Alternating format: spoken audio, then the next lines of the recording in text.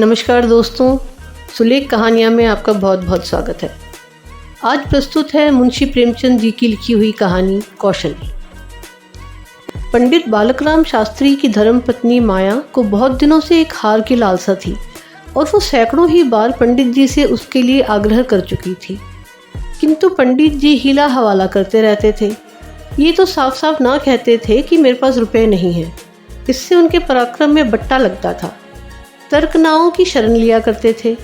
गहनों से कुछ लाभ नहीं, एक तो धातु अच्छी नहीं मिलती, उस पर सुनार रुपए के 8 आने कर देता है, और सबसे बड़ी बात ये कि घर में गहने रखना चोरों को न्योता देना है। घड़ी भर श्रृंगार के लिए इतनी विपत्ति सर पे लेना मूर्खों का काम है। बेचारी माया तर्कशास्त्र ना पढ़ी थी, इन युक्तियों के सामने निरुत्तर हो जाती। पड़ोसिनों को देख देख कर उसका जी ललचा करता था, पर दुख किससे कहे। यदि पंडित जी ज़्यादा मेहनत करने के योग्य होते तो मुश्किल आसान हो जाती, पर वे आलसी जीव थे। अधिकांश समय भोजन और विश्राम में व्यतीत किया करते थे। पत्नी की कुटिक्तियाँ सुननी मंजूर थीं, लेकिन निद्रा की मात्रा में कमी न कर सकते थे। एक दिन पंडित जी पाठशाला से आए तो देखा कि माया के गले में सोने का हार विराज रहा है। हार की चमक से उसकी मुख ज्योति चमक उठी थी। उन्होंने उसे कभी इतनी सुंदर न समझा था। पूछा, ये हार किसका है? पड़ोस में जो बाबूजी रहते हैं उनकी स्त्री का है। आज उनसे मिलने गई थी। ये हार देखा, बहुत पसंद आया, तुम्हें दिखाने के लिए पहनकर चली आई। बस ऐसा ही एक हार मुझे बनवा दो। पंडित, दूसरी की चीज नाहक मांग लाई, कहीं चोरी हो जाए तो हार तो बनवाना ही पड़े, ऊपर से बदनामी भी हो। माया, मैं तो ऐसा ही हार लूंगी, 20 तोले का है। पंडित, फिर वही जिद। माया, जब सभी पहनती हैं तो मैं क्यों ना पहनूं? पंडित, सब कुएं में गिर पड़े तो तुम भी कुएं में गिर पड़ोगी। सोचो तो, इस वक्त इस हार के बनवाने में 600 रुपये लगेंगे। अगर 1 रुपये प्रति सैकड़ा भी ब्याज रख दिया जाए तो 5 वर्ष में 600 रुपये के लगभग 1000 रुपये हो जाएंगे। लेकिन 5 वर्ष में तुम्हारा हार मुश्किल से 300 रुपये का रह जाएगा। इतना बड़ा नुकसान उठाकर हार पहनने में क्या सुख? ये हार वापस कर दो, भोजन करो और आराम से पड़ी रहो। ये कहते हुए पंडित जी बाहर चले गए। रात को एकाएक माया ने शोर मचाकर कहा, चोर चोर, हाय घर में चोर, मुझे घसीटे लिए जाते हैं। पंडित जी हकबकाकर उठे और बोले, कहाँ कहाँ, दौड़ो दौड़ो। माया, मेरी कोठरी में गया है, मैंने उसकी परछाई देखी। पंडित, लालटेन लाओ, जरा मेरी लकड़ी उठा लेना। माया, मुझसे तो मारे डर के उठा नहीं जाता। कई आदमी बाहर से बोले, कहाँ है पंडित जी, कोई सेंध पड़ी है क्या? माया, नहीं नहीं, खपरेल पर से उतरे हैं। मेरी नींद खुली तो कोई मेरे ऊपर झुका हुआ था। हाय राम, ये तो हार ही ले गया। पहने पहने सो गई थी, मुँह ने गले से निकाल लिया। हाय भगवान। पंडित, तुमने हार उतार क्यों ना दिया था? माया, मैं क्या जानती थी कि आज ही ये मुसीबत गिर पड़ने वाली है। हाय भगवान। पंडित, अब हाय हाय करने से क्या होगा, अपने कर्मों को रो। इसीलिए कहा करता था कि सब घड़ी बराबर नहीं आती, ना जाने कब क्या हो जाए। अब आई समझ में मेरी बात? देखो, और कुछ तो नहीं ले गया? पड़ोसी लालटेन लिए आ पहुँचे। घर में कोना कोना देखा, करियाँ देखी, छत पर चढ़कर देखा, अगवाड़े पिछवाड़े देखा, शौच गृह में झांका, कहीं चोर का पता ना था। एक पड़ोसी, किसी जानकार आदमी का काम है। दूसरा पड़ोसी, बिना घर के भेदिए के कभी चोरी होती नहीं। और कुछ तो नहीं ले गया? माया, और तो कुछ नहीं ले गया, बर्तन सब पड़े हुए हैं, संदूक भी बंद पड़े हुए हैं। निगोड़े को ले ही जाना था तो मेरी चीज़ें ले जाता, पराई चीज़ ठहरी।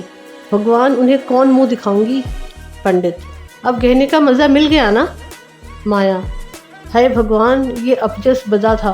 पंडित, कितना समझा के हार गया, तुम ना मानी ना मानी। बात की बात में 600 रुपये निकल गए। अब देखूं भगवान कैसे लाज रखते हैं। माया, अभागे मेरे घर का एक एक तिनका चुन ले जाते तो मुझे इतना दुख ना होता। अभी बेचारी ने नया ही बनवाया था। पंडित, खूब मालूम है, 20 तोले का था। माया, 20 ही तोले का तो कहती थी। पंडित, बदिया बैठ गई और क्या? माया, कह दूंगी घर में चोरी हो गई, क्या जान लेंगी? अब उनके लिए कोई चोरी थोड़ी ही करने जाएगा। पंडित, तुम्हारे घर से चीज़ गई, तुम्हें देनी पड़ेगी। उन्हें इससे क्या प्रयोजन कि चोर ले गया या तुमने उठाकर रख लिया। माया, तो इतने रुपए कहाँ से आएंगे। पंडित, कहीं ना कहीं से तो आएंगे ही, नहीं तो लाज कैसे रहेगी। मगर कि तुमने बड़ी भूल। माया, भगवान से मांगने की चीज़ भी ना देखी गई। मुझे काल ने घेरा था, नहीं तो घड़ी भर गले में डाल लेने से ऐसा कौन सा बड़ा सुख मिल गया। मैं हूँ ही अभागन। पंडित, अब पछताने और अपने को कोसने से क्या फ़ायदा। चुप होके बैठो। पड़ोसन से कह देना घबराओ नहीं, तुम्हारी चीज़ जब तक लौटा ना देंगे तब तक हमें चैन ना आएगा। पंडित बालकराम को अब नित्य ही चिंता रहने लगी कि किसी तरह हार बने। यूँ अगर टाट उलट देते तो कोई बात ना थी। पड़ोसन को संतोषी करना पड़ता, ब्राह्मण से डांट कौन लेता। किंतु पंडित जी ब्राह्मणत्व के गौरव को इतने सस्ते दामों ना बेचना चाहते थे। आलस्य छोड़कर धन उपार्जन में दत्तचित हो गए। 6 महीने तक उन्होंने दिन को दिन और रात को रात नहीं जाना।